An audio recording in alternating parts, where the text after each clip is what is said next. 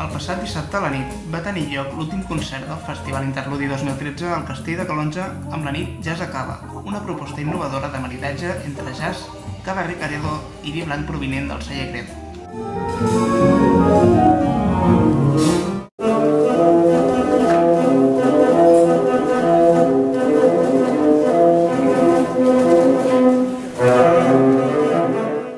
Cirera i Tres Tambors, Moving Voice i Serapí van posar la nota musical repartits en 3 escenaris situats als indrets més emblemàtics del castell i acompanyats d'una decoració temàtica i molt vistosa.